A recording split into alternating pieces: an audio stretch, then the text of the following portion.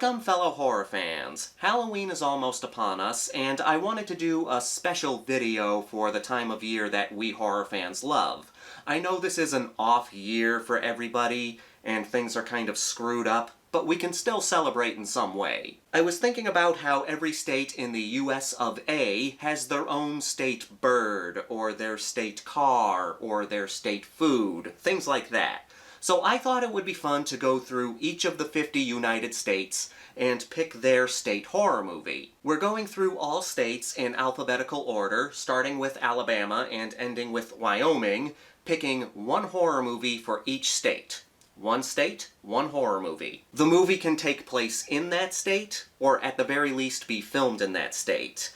And there are some movies that take place in multiple different states, so the rule is the majority of the movie has to take place in that state. We're only including movies that take place in the US, so I do apologize to other countries. I'll try to do a video sometime when I can, talking about horror movies from other countries. Some states gave me a hard time finding a horror movie, but we'll get into that.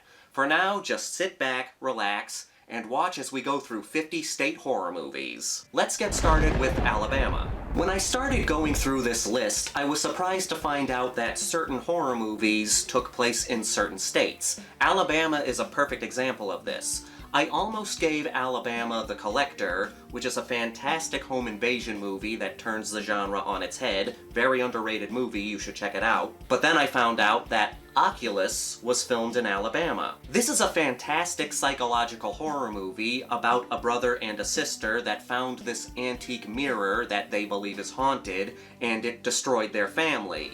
It constantly flashes back and forth from the past and the present. When you're thinking of an Alabama horror movie, you're thinking of something grittier and bloodier, not so much a psychological horror movie. There are certain stereotypes you think with each state. But here you have this dark, creepy, suspenseful, and very well done psychological horror movie. This is a perfect example of the surprises that I came across while making this list. Creepy psychological horror. It's a good time. Moving on to Alaska. This was my first easy one. When it comes to Alaskan horror movies, only one movie comes to mind, and that's 30 Days of Night. Alaska is the perfect setting for a vampire flick. Certain towns in Alaska get nothing but darkness for 2 months of the year in winter, creating a paradise for bloodsuckers. The cold setting adds to this film's atmosphere. I'll admit that this isn't my favorite vampire movie, but I do respect how the filmmakers used this natural occurrence to make an original vampire movie. Let's head on over to Arizona.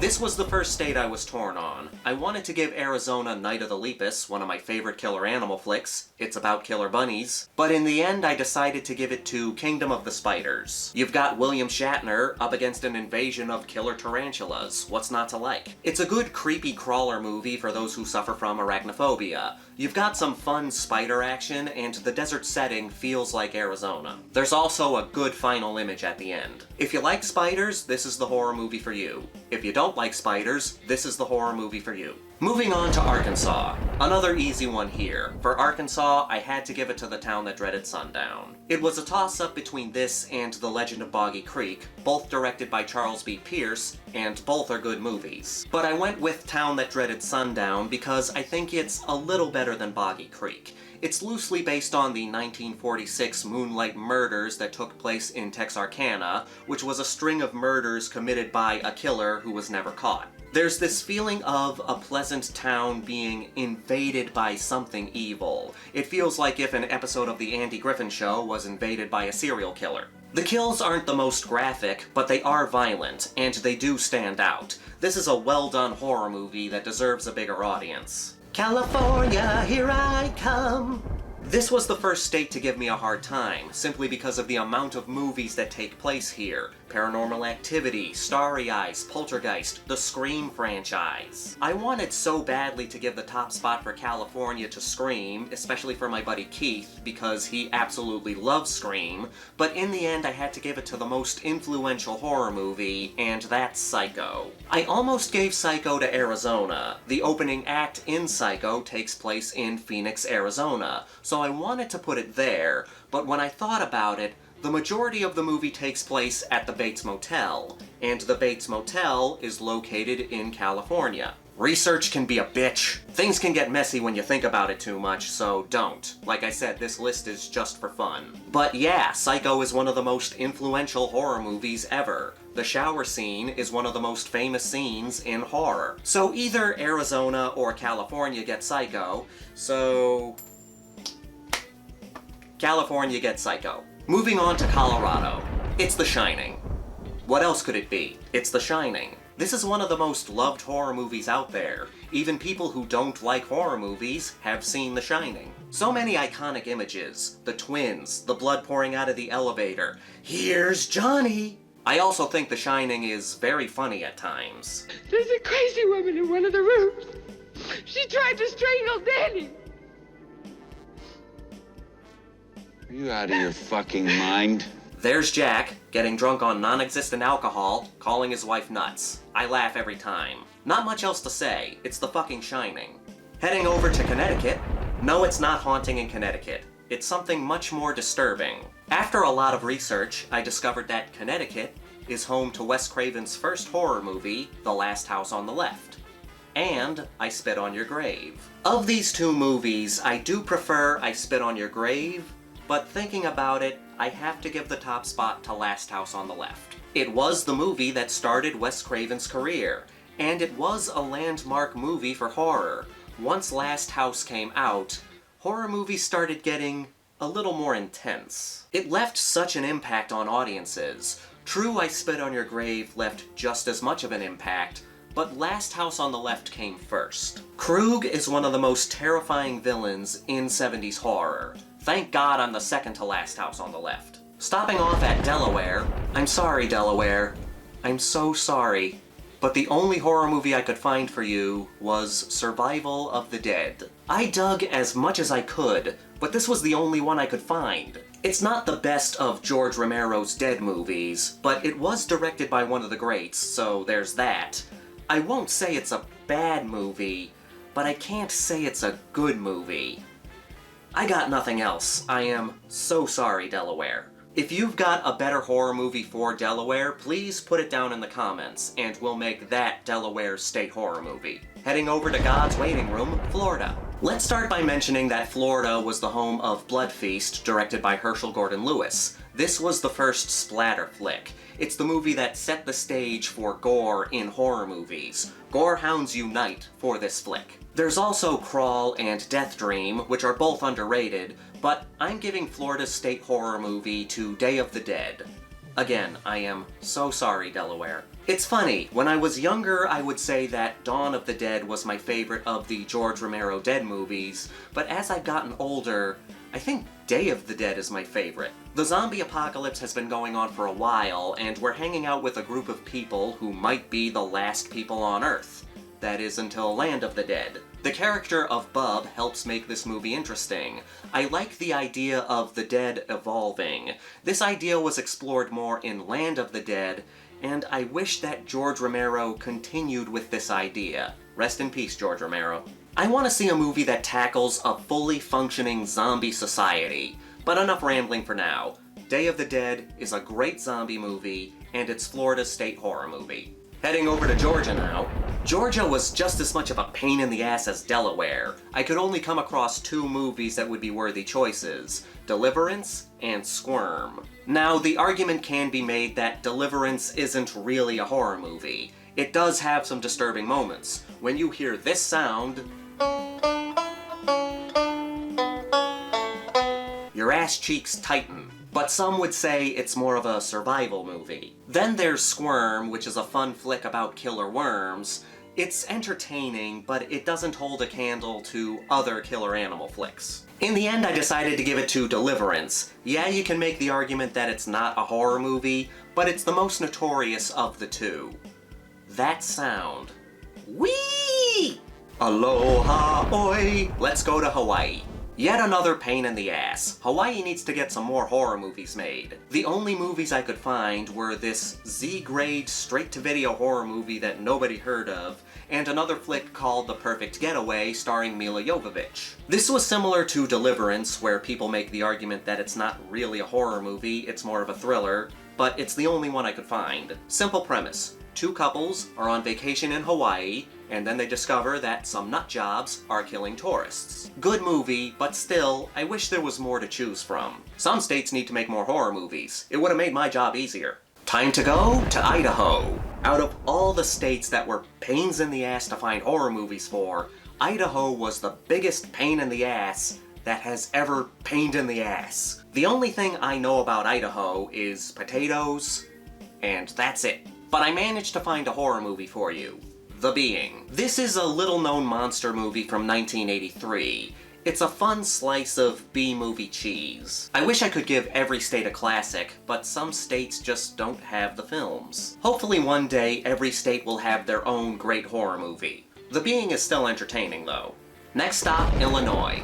Another state that had me torn. The two movies I was choosing between were Halloween and Candyman, which takes place in Chicago. Halloween holds a special place in my heart because for years it was my favorite horror movie. That's right, I said was. Subscribers to my old channel will remember me referencing Halloween a lot. For a long time now, even on my old channel, Halloween started losing some of its luster. Not so much that I dislike the movie, I still love it. It's still in my top 5 favorite horror movies, and Michael Myers is still my favorite of the big 3.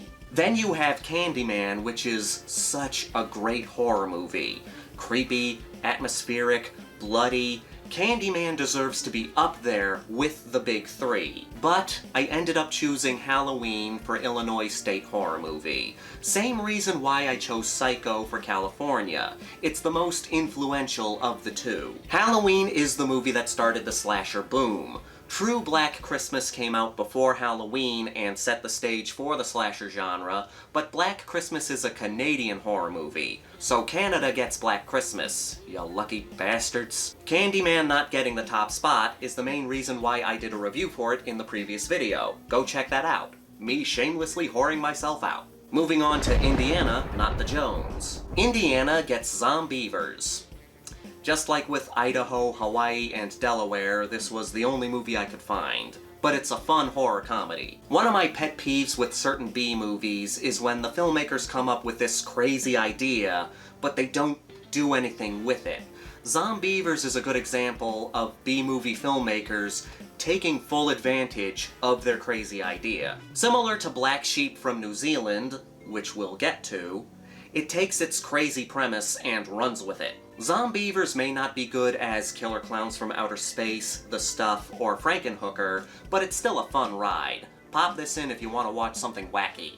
Moving on to Iowa, Tobe Hooper makes his first stamp on this list, don't get ahead of me, with The Funhouse. There are a fair share of horror flicks that take place in haunted attractions, Hellfest, Bloodfest, Haunt, just to name a few, but Funhouse is one of the best. It's a good watch if you're just looking for that carnival atmosphere. I won't say it's Tobe Hooper's best horror movie, don't get ahead of me, but it is a fun time for slasher fans. It takes a little while to get to the killings, but there's plenty entertaining in between. Good stuff. There's no place like Kansas. Somewhere over the rainbow, there are critters. Nothing like a good old-fashioned little monster movie. This formula can be easy to screw up, but when you do it right, it can be a blast. Many people would call Critters just another Gremlins ripoff.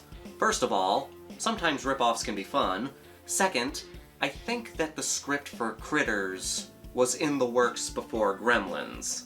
Not 100% sure on that. Either way, this is a fun, campy flick with little spiked balls filled with teeth terrorizing a family. Plus it has Dee Wallace, so you can't go wrong there. Heading over to Kentucky. I don't think we're in Kansas anymore. Sorry, I had to. For Kentucky, we've got Return of the Living Dead. As a former zombie fan that just got tired of the overabundance of zombie-related material, thanks a lot, Walking Dead, I encourage everybody who has not seen Return of the Living Dead to watch Return of the Living Dead. This movie has some of the best zombies. Unlike the Romero zombies that can be killed by destroying the brain, with these zombies, it affects the nerves. That's where the infection lies. If you cut an arm off, it will run around. Plus, these zombies still have some form of intelligence. They can talk and set traps. This is a damn good zombie flick, especially for people looking for something different in the zombie genre. Next stop, Louisiana. People are going to be mad that I did not give this to Interview with a Vampire. Hear me out, I have a reason for that. I'm an Italian horror fan, and I always try to find a way to sneak Italian horror into lists. I know what you're thinking, but this is a list about American horror movies. How can you put Italian horror movies here? Oh, ye of little faith. I found a way. The Beyond. Welcome to the loophole. Yes, The Beyond is one of my all-time favorite Italian horror movies, directed by one of my favorite directors, Lucio Fulci. Even though it's an Italian horror movie, it takes place in New Orleans, and all of the exteriors were filmed in New Orleans. You can bet your sweet ass that I'm going to exploit that loophole. Anyone who's mad that a non-American horror movie made it onto a list of United States horror movies, let me just say, there's a scene where a guy gets his face ripped apart by killer tarantulas. Who wouldn't want that as their state horror movie? My final argument is, I'm an Italian horror fanatic. I'm going to find a way to put an Italian horror movie on this list. Who loves loopholes? Moving on to Maine. You lucky bastards. Maine has to be the luckiest state on this list. You guys got Stephen King. It was so hard to pick one Stephen King horror movie from Maine. There's Cujo, Christine, Pet Sematary, both versions of it, and so much more. I was going to give it to it, but then I decided against it. Then I thought about giving it to Christine because, for me, Christine is the perfect introductory horror movie. If you have someone that has never seen a horror movie, and they're thinking about getting into horror movies, but you don't want to show them something too extreme or too violent, Christine is a good movie to go for. But in the end, I wanted to give it to a Stephen King movie that felt the most like Maine. And for me, that's Pet Sematary. Pet Sematary was the first horror movie I ever saw, so that probably has a reason for why it's getting the top spot here. If you're not happy with that choice, just pick any of the other Stephen King horror movies from Maine. There are a ton to choose from. Now we're going to Maryland. We all know what Maryland is known for. Director John Waters. If not, it should be. If I were to pick Maryland's state movie, not horror movie, it would be Pink Flamingos. I am being 100% serious. But that's not a horror movie, so The Blair Witch Project goes to Maryland. The Blair Witch Project has a lot in common with Halloween. It wasn't the first found footage movie, but it is the movie that started the found footage boom. I have a lot of respect for movies with such a small budget that become such a big success. That's hard to do.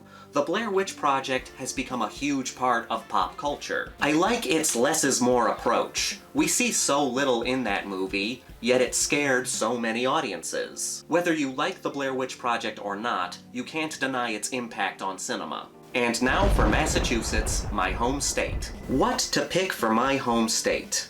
We've got Reanimator, we've got From Beyond, but for me, it's an easy choice. It's Jaws. I live on Cape Cod. Jaws was filmed on Martha's Vineyard. Jaws is a big part of the Cape and Islands. If you move to Cape Cod, you have to love Jaws. It's the law. That movie has become so ingrained in Cape Cod culture. Every summer, you see Jaws merchandise everywhere. Every summer, they play Jaws at the drive-in and local theaters. They will set up screenings at the beach. Whenever you watch Jaws, it feels like Martha's Vineyard. It feels like Cape Cod. Thinking about it, knowing how much I love this movie, knowing how much everyone on Cape loves this movie, I had to give Jaws to Massachusetts. Next up, Michigan. I was going to give Michigan the movie It Follows, which is a great horror movie that came out post-2010, but then I found out that a slasher movie called Intruder from 1989 is set in Michigan. I decided to give the top spot to Intruder. Let me explain. The 80s was the decade of slasher movies. It gave us Jason, it gave us Freddy, it gave us Chucky. Michael existed in the 70s, but he had a big part in the 80s. Plus we had so many other slasher movies. Then the genre started to die off, leaving only the big franchises with movies that were leaving an impact. In 1989, Intruder came out, which was a slasher movie that took place in a grocery store. And for me, this was the movie that closed out the slasher era of the 80s. And that's why I decided to make Intruder Michigan's state horror movie. It's symbolic of the end of the reign of slasher flicks. And now we're moving on to Minnesota. For Minnesota, we've got Jennifer's Body. When this movie came out, I remember it getting a lot of hate. But as the years went on, it started to get more love, and it's earned a loyal fan base. I won't say that I'm part of that fan base, but I will say that Jennifer's Body is not a bad movie. I can't say much else because I'm not as familiar with this movie as other people, but if you are a fan of Jennifer's Body, please praise it down below. I'm sure you can talk about it better than I can. It's time to beat your feet on the Mississippi mud. Yet another situation where this was the only movie I could find for Mississippi, and that's The Premonition. You've got two foster parents who are taking care of this girl. They start having dreams that her crazy mother is going to kidnap her, and then that's exactly what happens. So they hire a parapsychologist to help them find this poor girl. I do wish there were more horror movies for Mississippi. The state is full of ghost stories. Maybe someday we'll get more. Time to make a hop, skip, and a jump to Missouri. We're getting Chucky on this list now. Missouri is getting Child's Play 3. It was hard getting Chucky on this list. There were movies that I thought were more appropriate for certain states than certain Child's Play movies. But I promised myself I would find a way to get him on here, and here he is. Now, I don't think Child's Play 3 is the best movie in the franchise, but it's not a bad movie. Chucky is still as entertaining as ever, and I like the boot camp setting. It makes sense to me that Andy would end up in a place like this because of all the shit Chucky put him through. I do put other movies in the franchise above Child's Play 3, but I'm always happy to watch 3 when I'm in the mood for a Chucky marathon. Moving on to Montana. We're halfway done. I've been here for hours. For Montana, we have Alien Abduction Incident at Lake County. Again, this is the only horror movie I could find for Montana. This is a pseudo-documentary made for television, a found footage flick that came out in 1998, 1 year before the Blair Witch Project. From what I understand, this is a creepy little made-for-TV horror movie. And I say that because I did not find out about this movie until I was doing research for this list. And I have not seen the movie. That's because it's damn near impossible to find. I've seen clips, but I have not been able to see the whole thing. I want to apologize to the people of Montana for not being able to give more details here. If I ever am able to see the movie, I'll do a review. Let me know if there's a way I can see this flick. And it's time to head over to Nebraska. Stephen King strikes again with Children of the Corn. Not my favorite Killer Kid flick, but it's one of the most iconic, and I still like it. When you think Killer Kid movies, Children of the Corn is one of the first ones to come to mind. There's something about traveling with fields of corn all around you that makes you uneasy. Isaac is a great character. When he starts speaking, you're instantly drawn to him. Sure, I like other Killer Kid movies more, but I will never object to a viewing of Children of the Corn. Next up, we've got Nevada. You might as well pick a movie from Perfection, Nevada. We've got Tremors taking the top spot. Kevin Bacon had bad luck in his Friday the 13th outing, but he has better luck here. I think Tremors is one of the best monster movies ever made. You have these worm-like creatures that tunnel underground. They hunt based on sound, so you can't make any noise Monsters that hunt based on sound, so you can't make any noise. Where have we seen that before? I don't think Tremors gets enough credit for how smart a monster movie it is. The plot does not move forward with characters making dumb decision after dumb decision.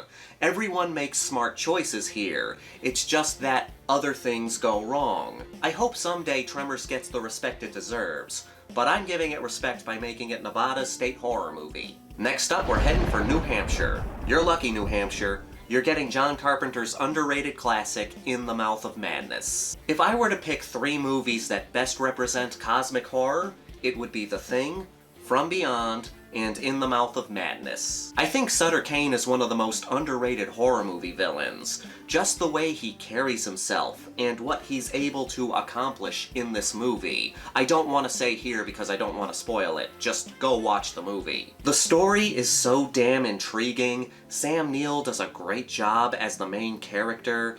There's all this creepy imagery. I don't care what anyone says, this is a great movie. Heading to New Jersey. I was surprised by how many horror movies I love that take place in New Jersey. Alice, Sweet Alice, Alone in the Dark, no, not the Uwe Boll piece of shit, I'm talking about the 1982 Alone in the Dark. Then there's Don't Go in the House. But you have to give the state horror movie to New Jersey's most prominent resident, and that's Jason Voorhees. Most of the Friday the 13th franchise takes place in New Jersey. The question is, which movie do you give the top spot to? Most would say that Part 4 is the best movie in the franchise, so we'll go with that one. I will admit I do like Alice, Sweet Alice more, but Jason has earned his spot as a horror icon, so it has to go to him. Off to New Mexico. John Carpenter strikes again with Vampires. Many Carpenter fans say that Vampires was his last good movie before his career started to decline. After that he did Ghost of Mars, so that might be true, but he did redeem himself with the Masters of Horror series. Vampires is a solid vampire movie. You have this vampire hunter trying to find this cross before another vampire, because this cross can give vampires the ability to walk in daylight. Clear threat, clear goal. I'm rather particular when it comes to my vampire movies because I've been vampired out from the overabundance of vampire movies. I won't say that Vampires is my favorite vampire movie, but it's very good. Vampire fans will like it, and New Mexico has it. Vampires! New York, New York! New York is another very lucky state. Do you have any idea how many horror movies take place in New York? Amityville Horror, Basket Case, Rosemary's Baby, New York Ripper, Driller Killer, Hugh the Winged Serpent, and many, many more. But in my mind, if you're going to pick a New York horror movie, it should take place in New York City. And I wanted to pick one that felt the most like New York City. I also picked this movie because I am biased towards it. Maniac gets the spot for New York's horror movie. Oh, come on, look at my channel name. Do you think I wasn't going to put Maniac on this list? I'm not ashamed. Maniac is one of the scariest and most unsettling slasher movies. Look at the head explosion. Love this flick. Next up, we're going to North Carolina. For North Carolina, I'm giving The Descent. Claustrophobia is the name of the game here. This movie has some of the most badass women in horror, and that's not just because they fight monsters, but they go into underground caves. They crawl through these tight spaces. It's so goddamn dark. This movie is tense even before the monsters show up. And then the monsters show up. Simple, scary, and effective. Everything I look for in a horror movie. Staying in the north, but going to North Dakota. North Dakota, we're after your Lucky Charms. It's time for Leprechaun to get a spot on the list. I love this movie. Sure, it's silly, but that's why I love it. It's not taking itself seriously at all. I love the Leprechaun as a villain. Just watching him get into his evil shenanigans. It's fun to watch. And it's one of the first roles of Jennifer Aniston. I know she's a big star now, but I wish she'd show some love to Leprechaun. Remember your roots, lady. Time to trek over to Ohio. 1-2, Freddy's Coming for You. You're finally getting Nightmare on Elm Street on the list. The movie takes place in Springwood, Ohio, so it's an obvious choice. Freddy is one of the most popular horror icons out there, and we all know it's because of his personality. I like when Freddy cracks jokes, but I prefer the dark, creepy Freddy like we get in the first movie. Tina's death is one of the most violent in horror. The concept of you can't fall asleep or you're gonna die is a great setup. It instantly creates this sense of dread. There's nothing I can say about Freddy that hasn't already been said by so many other horror fans. We all love the guy. And now we're heading on over to Oklahoma. Oh, Lahoma, where the vampires get your blood to drain. Near Dark, one of the best vampire movies and my all-time favorite in the genre. We've got an aliens reunion here with Lance Henriksen, Bill Paxton, and Jeanette Goldstein. This is a vampire western. There's so many memorable scenes and lines in this movie. It feels so different from other vampire movies. They never once use the word vampire, and the movie is all the better for it. One of the best scenes in horror is when they go murder happy in this bar, and it's one of the early movies of Catherine Bigelow. Best vampire movie, in my opinion. Next stop on the list, Oregon. The Tall Man is coming into Oregon. Phantasm is one of those horror movies that I forget about for a little while, and then I come around to watching it again, to which then I ask, why don't I watch this more often? People say there's not enough originality in horror, to which I direct them to Phantasm. I love the Tall Man, he's a great villain, and I love how this movie is so colorful. It's such a different horror movie. I always feel bad when I forget about Phantasm. I hope putting it on here makes up for that. Boy! Time to head over to Pennsylvania. When thinking of the most influential horror movies, Night of the Living Dead is close to the top of the list, just like Psycho. That's why it gets the spot for Pennsylvania's state horror movie. This movie created the zombie genre as we know it. This movie was one of the first movies to cast an African-American lead, which was almost unheard of at that time. The 60s was when gore started to get introduced into horror. Night of the Living Dead has so many bloody moments that people hadn't seen before. I love me a good cannibal scene. Night of the Living Dead has one of the best. Night of the Living Dead showed so many directors that you could make a good, creepy horror movie and have a political message in it. Modern day directors take notes. This is how you do it. We're off on the road to Rhode Island. For Rhode Island, we've got The Conjuring. It was between that and Curse of Chucky. Chucky already got Missouri. Gotta have some variety here. It was one of the most popular haunted house movies to come out in the 2010s, when the genre kind of exploded.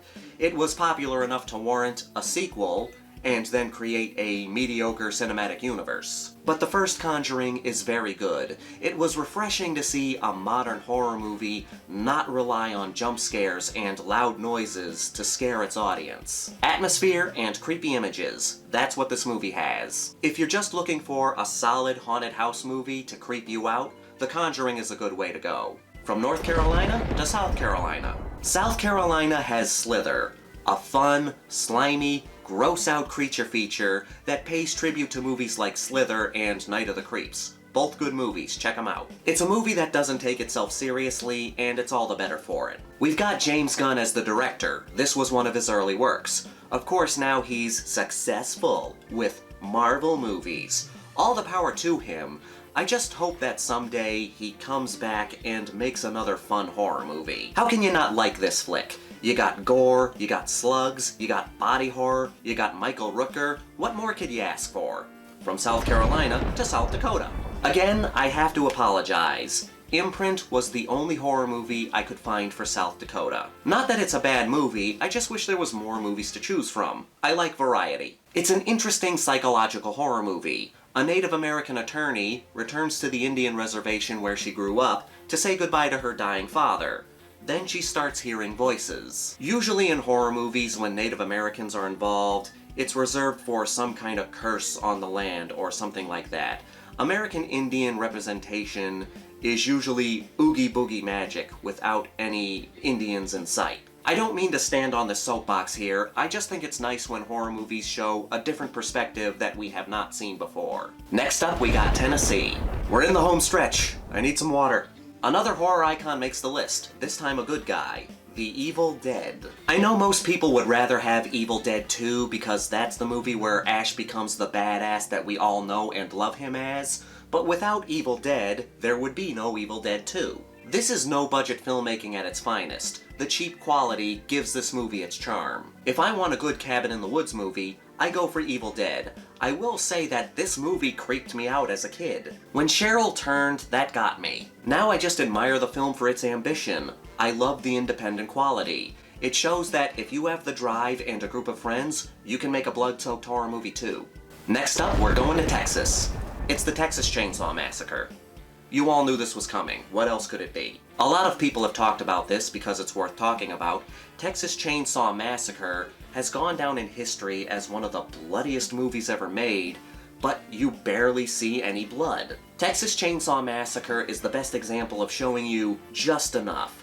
You see a little bit of the violence, but then the rest of it happens behind closed doors, and then your mind fills in the blanks. My favorite scene in all of horror is the scene in the hallway where Kirk snuffs it. I could go on for hours about this scene, but I won't here. What I will say is that, for me, this is one of those perfect scenes. Next stop, Utah. It's the Halloween season, so you know what that means. We gotta get ready for Christmas. Luckily, Utah gets Silent Night Deadly Night, which is the best of both worlds. Being a slasher fan, it can be hard to find standouts in the genre. Silent Night Deadly Night is one of those standouts. Just like with Maniac, the main character is the killer. This movie got slammed by parents when it came out. Not because of the violence, but because it had a killer Santa Claus, and they didn't want their kids to be scared of Santa. So instead of being parents, and not letting their kids watch a rated R slasher movie, they protested and got the movie pulled from theaters. I hate when parents ruin things for adults. If you don't want your kids to see scary movies, don't let your kids see scary movies. My dad let my brother and I watch rated R movies all the time, and my brother turned out just fine. Thankfully, Silent Night Deadly Night has been made available for other people to see, and I'm sure me making it Utah's state horror movie makes up for it getting pulled from theaters. We're almost there. We're at Vermont. Again, What Lies Beneath is the only horror movie I could find for Vermont. Very sorry. I don't mean to knock What Lies Beneath, I just don't remember much about it. I remember Harrison Ford. I remember... I think she's starting to suspect something.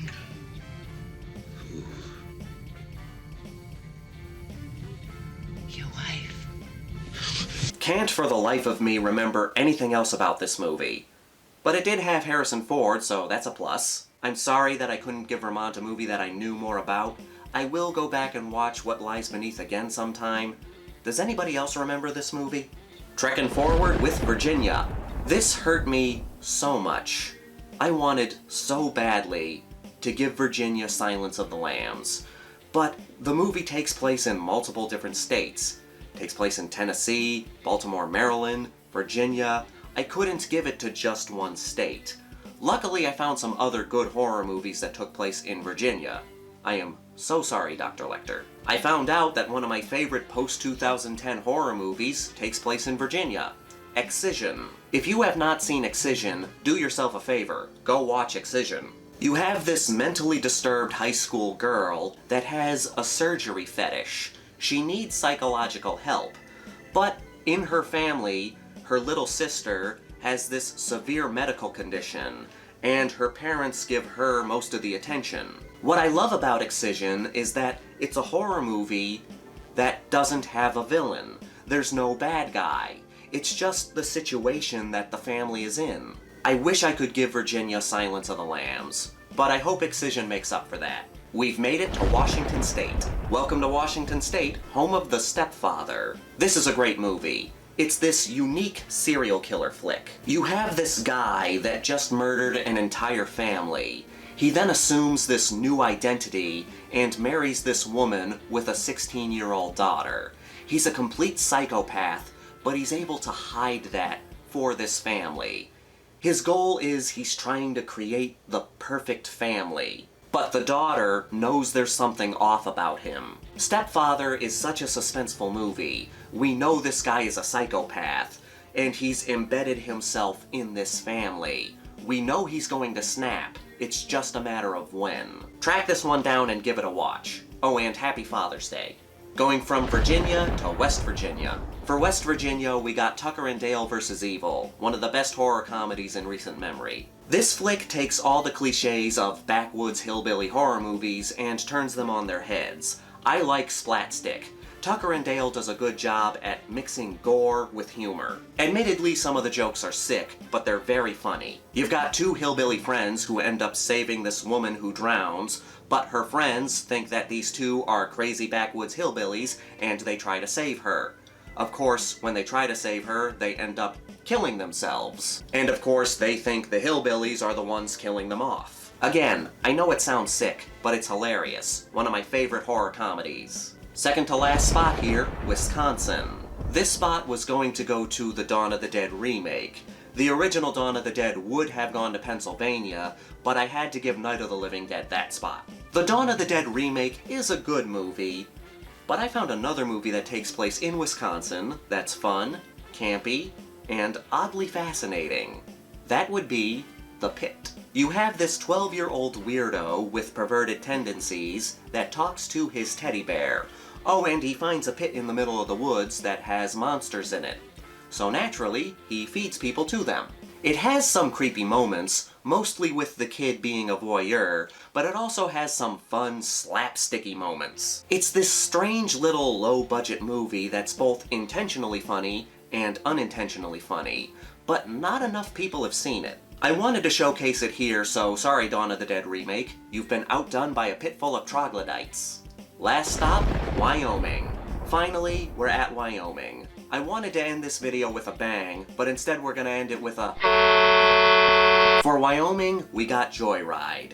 And again, it's because it's the only movie I could find for Wyoming. But this is a good one. It has the feel of Steven Spielberg's Duel. Not that level of good, but intense nonetheless. These young adults play a prank on the wrong truck driver. As you would guess, this guy's a psychopath, voiced by Buffalo Bill himself, Ted Levine. You have some suspenseful chase sequences. Truck versus car, it's never gonna go well. If you like Duel, you'll like Joyride. A fine movie to round out the list. And there you have it, folks. 50 states, 50 horror movies. I hope you had as much fun watching this list as I had making it. I hope everyone has a fun, safe Halloween. I know 2020 has screwed so many people over, but that doesn't mean we can't find some way to celebrate. Get some friends together and watch some scary movies. Let me know down in the comments if you agree or disagree with my choices, and let me know if there's any horror movies that I've missed. On that note, this is the Maniac, here to remind you that the Grindhouse will never die.